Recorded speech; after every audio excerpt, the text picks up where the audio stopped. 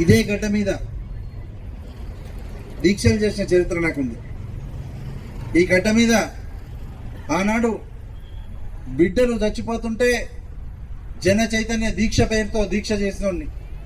ఆ తర్వాత సమైక్య పాలకులు మన తెలంగాణ ఆడబిడ్డ తెలంగాణ బతుకమ్మ విమలక్కను జైళ్ల పాలు చేసిన రోజు విమలక్క కోసం ఆ రోజు ఆడబిడ్డ సంరక్షణ కోసం దీక్ష చేసినోడిని. ఆ తర్వాత ఈడీఎఫ్ఎస్ సాధన కోసం దీక్ష చేసినోడిని. ఇప్పుడు మళ్ళీ స్వరాష్ట్ర ఆకాంక్షను నమ్మిన వ్యక్తులుగా మేమందరం ఏకమైన మళ్ళీ విజృంభించడానికి పూనుకున్నాం. అందుకే భారతదేశ చరిత్రలో ప్రప్రథమం సబ్బండ వర్గాల కోసం తెలంగాణ బ్రాహ్మణులందరూ ఏకమై తెలంగాణ ఆడబిడ్డల ఆత్మగౌరవ దీక్ష. ఇది కేవలం ఒక బసవరాజ్ శ్రీనివాసనో లేకపోతే ఒక వ్యక్తి కోసం చేస్తుంది కాదు. తెలంగాణ అస్తిత్వ మూలాల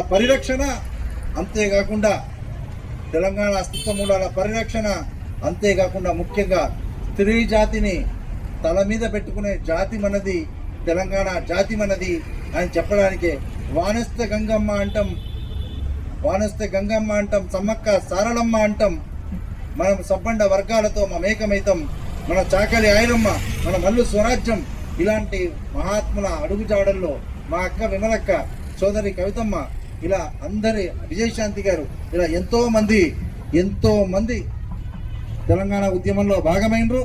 వారందరి ఆకాంక్ష సాధన వల్లే తెలంగాణ అనేది మనకి సాకారమైంది. మంచి చేస్తే ఒక రోజు రేవంత్ రెడ్డి గారు అన్నారు, ఏది చేయాలన్నా బ్రాహ్మణ జనార్దన్ ఉండాలి అని అన్నారు. ఆయన ప్రచారం చేస్తున్నారు, ఏది చేస్తే కానీ ఆడబిడ్డ ముందుకు రావాలని. ఇది కాకతాళీయమే. అటు చూస్తే ఆడబిడ్డలు మంగళ వాయిద్యాలతో ఇక్కడ బోనాలు ఎత్తుకొని వస్తున్నారు. ఇది చాలు కదా, ఇది కదా తెలంగాణ అస్తిత్వం, ఇది కదా తెలంగాణ సౌభాగ్యం, ఇది కదా తెలంగాణ పోరాటం, ఇది కదా తెలంగాణ ఆడబిడ్డ యొక్క గొప్పతనం. ఇలా అందరము కలిసి ముందుకెళ్దాం. ఈ తెలంగాణ ఆడబిడ్డల ఆత్మగౌరవ దీక్షను బ్రాహ్మణ సంఘాల పెద్దలు మేమందరికీ ఒక భీష్మ పితామహులాగా ఉన్నటువంటి మా మురుగుంట్ల రాజేశ్వర శర్మ గారు చేతుల మీదుగా, అట్లాగే దేవి ఉపాసకులైనటువంటి మన గుణకర్ శర్మ గారు, వీళ్ళందరి చేతుల మీదుగా ఈరోజు ఈ దీక్ష ప్రారంభమవుతోంది. కాబట్టి అందరూ భాగస్వామి అయిన మిత్రులందరికీ ధన్యవాదాలు తెలియజేస్తూ జై తెలంగాణ.